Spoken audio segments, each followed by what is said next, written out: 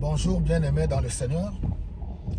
Alors ici, j'aimerais bien nous encourager une fois de plus pour nous dire de bien faire, même de très bien faire ce que nous avons l'habitude de faire.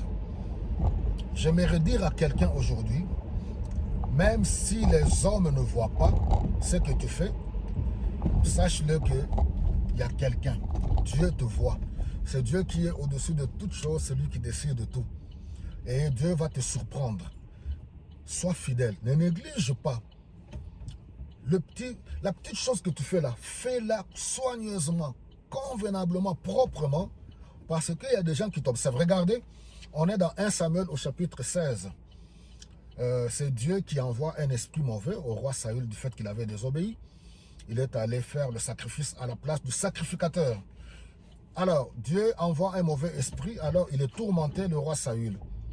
Ce sont ses serviteurs qui lui disent, écoute, voilà, il faut qu'on trouve quelqu'un qui sait jouer à la harpe. Comme ça, quand il joue, que l'esprit mauvais te quitte. Il dit, ah bon, cherchez-moi quand même quelqu'un.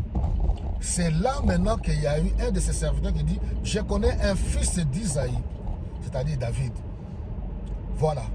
David qui était un berger qui gardait les brebis de son père.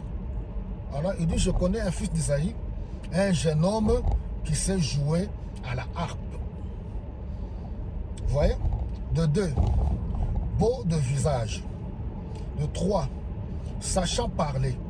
Et puis c'est un vaillant guerrier, un vrai combattant. Alors, vous voyez, David ne pouvait pas s'imaginer qu'il y avait quelqu'un ou des gens qui l'observaient, qui savaient parler. C'est pour cela, perfectionne même ta façon de parler. La communication.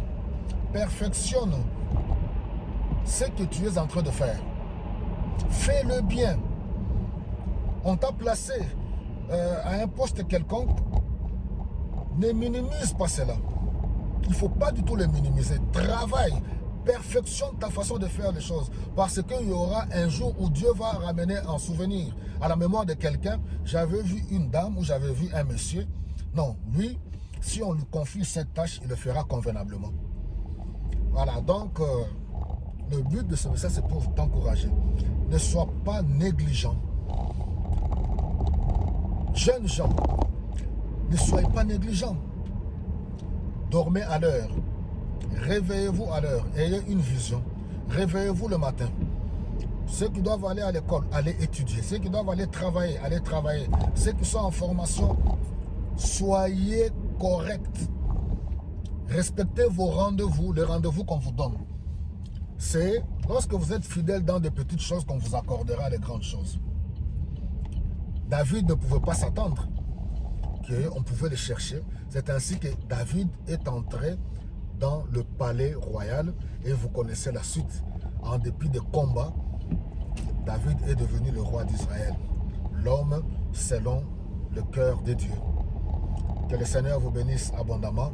Fais bien ce que tu fais maintenant. Fais le même très bien. Ne néglige rien du tout. Voilà, soyez bénis et bonne journée.